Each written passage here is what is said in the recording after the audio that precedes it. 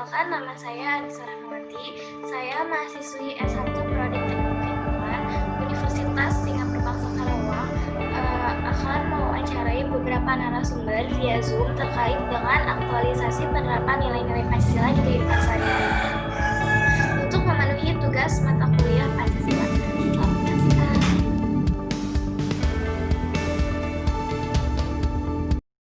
Perkenalkan, nama saya Rama Mulyan Panulu dari Prodi Pendidikan Sosiologi Antropologi di FKIP Universitas 11 Maret, Surakarta. Akan mewawancarai narasumber terkait dengan aktualisasi penerapan nilai-nilai Pancasila di kehidupan sehari-hari. Sebelumnya, apakah saudara tahu arti dari Pancasila itu sendiri? Pancasila itu adalah dasar negara Indonesia yang terdiri dari 5 sila. Yang pertama, ketuhanan yang Maha Esa, kemanusiaan yang adil dan beradab, persatuan Indonesia, dan kerakyatan yang dipimpin oleh hikmat kebijaksanaan dalam permusyawaratan perwakilan. Terus yang kelima itu keadilan sosial bagi seluruh rakyat Indonesia. Dasar negara itu yang dimaksud adalah sebagai fondasi suatu negara dalam penyelenggaraan negara. Dasar negara itu memiliki dua fungsi teoritis dan fungsi praktis. Fungsi teoritis itu maksudnya adalah dasar negara, yaitu Pancasila kalau di Indonesia ya, harus dijadikan semua hukum menjadi dasar semua hukum. Dari perundang-undangan dari pusat yang luas sampai ke perundang-undangan yang mengatur kecamatan, daerah-daerah terkecil, lingkup terkecil. Kalau dari fungsi praktis itu berarti Pancasila itu harus jadi pedoman, pegangan masyarakat Indonesia tentunya dalam bertindak. Dalam bertindak. Jadi gimana masyarakat Indonesia itu bertindak harus sesuai dengan nilai-nilai Pancasila yang terdiri dari nilai ketuhanan, kemanusiaan, persatuan, kerakyatan, dan keadilan. Itu. Dengan Pancasila sebagai pedoman di kehidupan sehari-hari, bisakah Anda mencontohkan bagaimana Anda menerapkan nilai-nilai Pancasila dalam kehidupan sehari-hari? Cara menerapkannya itu dengan memahami terlebih dahulu sila-sila dan bagaimana nilai-nilai itu berdasar atau berlandaskan atau ruang lingkupnya itu seperti apa. Kalau dalam pedoman sehari-hari kan berarti Mas ini ngomongin tentang etika. Etika itu pengertiannya itu cara berperilaku yang benar. Jadi makanya etika di tiap negara itu berbeda-beda karena yang dianggap benar itu beda. Sistem etika itu Pancasila sebagai dasar negara juga harus jadi sebuah etika juga yang merupakan produk dari nilai praktis yang sudah saya sebutkan tadi, yang berisi nilai ketuhanan, kemanusiaan, persatuan, kerakyatan, dan nilai keadilan. Terus apa tadi pertanyaannya? Implementasi penerapan Pancasila di kehidupan sehari-hari. Pertama kan sila itu kan ketuhanan yang Maha Esa, yang berarti kita harus mengutamakan ketuhanan,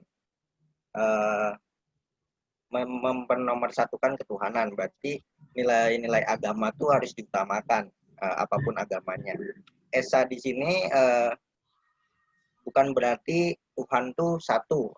Jadi Esa itu artinya satu tunggal, yaitu menunggalkan, yaitu menomorsatukan Tuhan. Jadi implementasinya ya dengan menjalankan ajaran-ajaran agama sesuai agama kepercayaan masing-masing, sholat dan lain-lain. Dan juga dengan begitu kita juga secara tidak langsung kita harus juga mentoleransi agama-agama lain.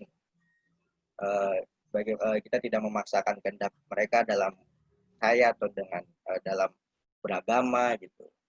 Kalau yang nilai ketuhanan yang di sila pertama. Kalau yang sila kedua itu kemanusiaan. Kemanusiaan yang adil dan beradab. Yang berarti kita harus punyain itu istilahnya tuh humanisme, yaitu memanusiakan manusia dengan cara adil dan beradab. Berarti kita harus adil kepada siapapun. Implementasinya seperti itu. Beradab berarti kita kalau praktisnya itu anjir gue grogi. Praktisnya itu ya tidak meledek orang lain, menganggap semua orang setara, secara budaya, tidak membeda-bedakan. Nah, itu juga termasuk persatuan, nilai persatuan juga ada di situ. Jadi kemanusiaan dan persatuan itu tidak bisa dilepaskan. Nilai persatuan itu berarti kita harus menjadi, bukan harus menjadi satu, harus bersama, harus bersatu dalam arti kita tidak lagi membeda-bedakan keberagaman. Jadi yang disatukan dengan atas nama Indonesia itu. Kalau yang keempat itu nilai kerakyatan yang dipimpin oleh hikmat kebijaksanaan dalam permusyawaratan perwakilan, yang berarti itu sebagai acuan demokrasi Indonesia yang kerakyatannya itu dipimpin oleh perwakilan dan permusyawaratan. Implementasinya ya kita ikut pemilu salah satunya. Terus juga kan ada permusyawaratan, berarti semua masalah harus diselesaikan dengan musyawarah. Yang implementasinya yang baik itu kita mendengarkan pendapat orang lain. Kalau orang lain berbicara kita tidak memotong dan sebagainya. Kalau nilai keadilan itu sebenarnya untuk negara, keadilan sosial bagi seluruh rakyat Indonesia, berarti semua kebijakan harus adil untuk adil secara sosial bagi seluruh rakyat Indonesia kan. Kalau implementasinya ke kita sih seperti apa ya? Ya berlaku adil ke sesama gitu. Dan kalau kita membuat keputusan kan ya kita juga nggak harus pejabat yang membuat keputusan kan. Kalau kita membuat keputusan kita harus melihat dari segala sisi supaya adil juga, supaya kita harus buat tujuan supaya adil gitu. Baik, terima kasih atas waktu yang telah narasumber berikan. Kesimpulan yang dapat saya ambil adalah dengan banyaknya kekurangan inti nilai Pancasila, kita sebagai manusia sebaiknya melakukan peran masing-masing untuk menutupi kekurangan tersebut. Terima kasih. Ada yang ingin ditambahkan lagi? Cukup. Terima kasih atas waktunya.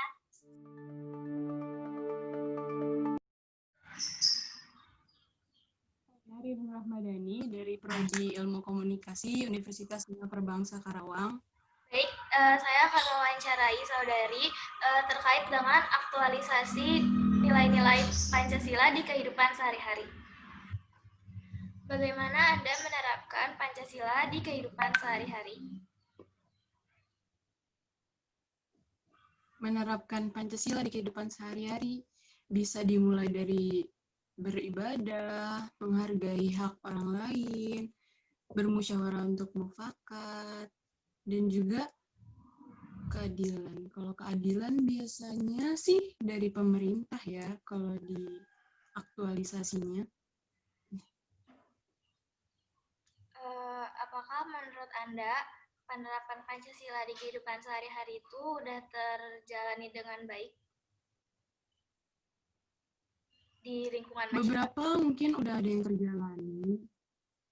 Iya, beberapa mungkin ada yang udah terjalani kayak menghargai hak orang lain, tapi di beberapa masyarakat juga ada yang belum bisa untuk menghargai hak orang lain.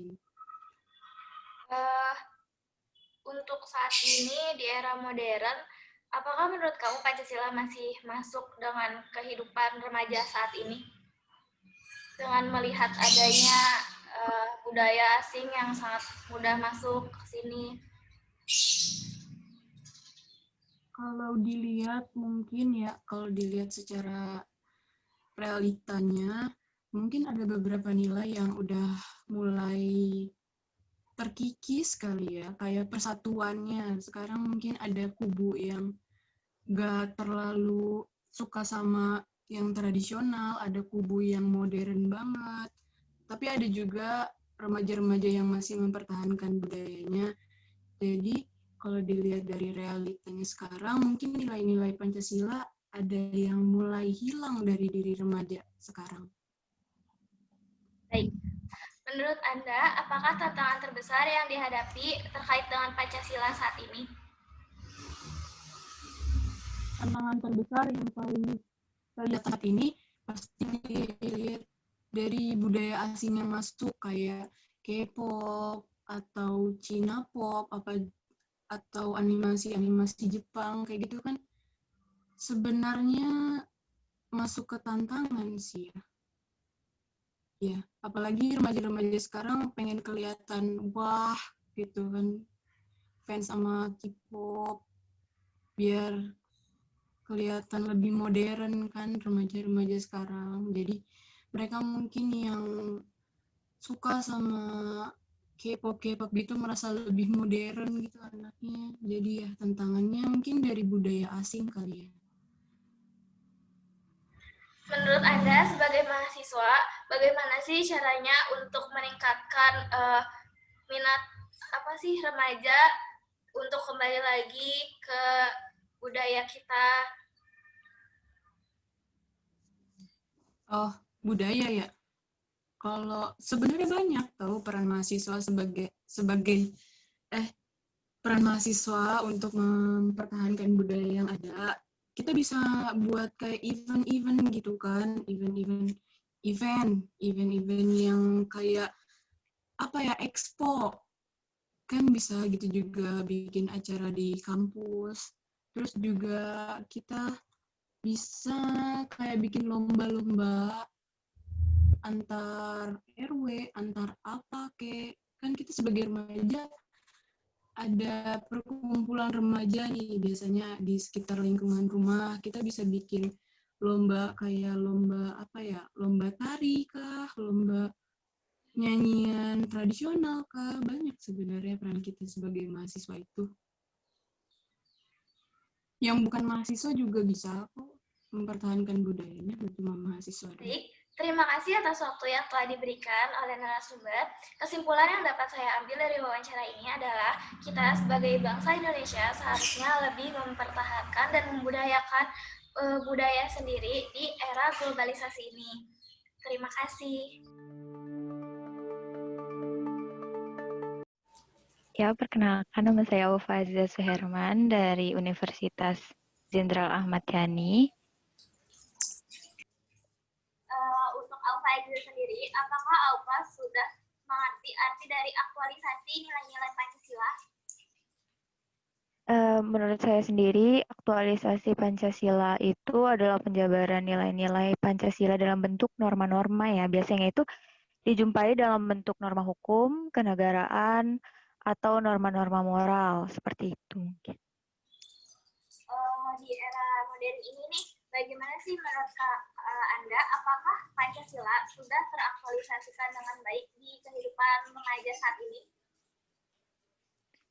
Menurut saya untuk aktualisasi Pancasila di kehidupan remaja sendiri masih kurang cukup baik ya, karena masih ada banyak beberapa remaja yang mungkin mereka nggak sadar bahwa ideologi mereka bukan Pancasila lagi. Terus mungkin ada beberapa sila-sila yang udah kurang ya untuk diamalkan, seperti itu mungkin. Penerapan sila-sila Pancasila di kehidupan sehari-hari, contoh dari Anda sendiri. Kalau saya sendiri mungkin nilai-nilai Pancasila ini dalam lingkungan keluarga saya yang terdekat, kayak mungkin saling menghormati, saling menyayangi, atau mendidik anak-anaknya juga itu termasuk dalam nilai-nilai Pancasila menurut saya. Bersikap adil. Menurut saudari Alfa sendiri, apa sih makna dari sila kelima? Makna dari sila kelima sendiri itu memiliki makna bahwa seluruh rakyat Indonesia itu harusnya wajib ya mendapatkan perlakuan yang adil baik dalam bidang kebudayaan, agama, suku, hukum, politik, ekonomi atau sebagainya sih. Seharusnya seperti itu. Apakah menurut Anda kalau sila kelima itu masih belum diterapkan dengan baik? Ya menurut saya sih realita dari sila kelima itu belum eh, terterapkan dengan baik kalau kata saya. Soalnya masih banyak sekali diskriminasi terhadap rakyat-rakyat miskin gitu. Jadi Bisa kan memberikan contoh diskriminasi itu dalam kehidupan sehari-hari? mungkin dari bidang hukum sendiri aja gitu ya, masih banyak kasus korupsi yang menyeret pejabat publik gitu kan. Terus merugikan negara, merugikan masyarakatnya, dan dalam bidang kesehatan sendiri juga masih buruk itu pelayanan kesehatan yang diterima masyarakat miskin. Tetapi bagi para pejabat yang VIP itu selalu diberikan pelayanan kesehatan yang istimewa. Itu masih ada diskriminasi di situ. Masih banyak. Menurut Anda gimana sih cara meminimalisir kesenjangan yang tadi si rakyat VIP dan rakyat biasanya itu?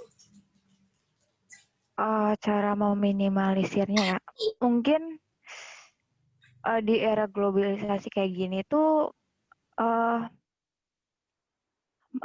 masih harus belajar lagi lah tentang tentang era nilai-nilai Pancasila yang mencerminkan kehidupan sehari-hari. Terus mungkin di sekolahnya juga harus lebih ditekankan lagi gitu. Seperti itu. Mungkin lebih ke PPKN kali ya. Pelajaran PKN. Jadi menurut Anda, seberapa penting sih aktualisasi nilai-nilai Pancasila di kehidupan sehari-hari itu sendiri?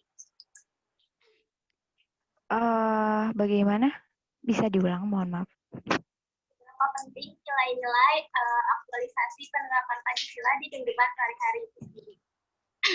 Iya, penting banget ya untuk penerapan Pancasila di kehidupan sehari-hari, karena kalau nggak ada Pancasila mungkin amburadul ya sebenarnya. Ya, untuk kaula muda sendiri juga masih harus dibimbing bagaimana tentang penerapan Pancasila sendiri. Terima kasih atas waktu yang telah disediakan narasumber. Semoga dengan adanya wawancara ini, masyarakat lebih sadar akan pentingnya Pancasila di kehidupan sehari-hari.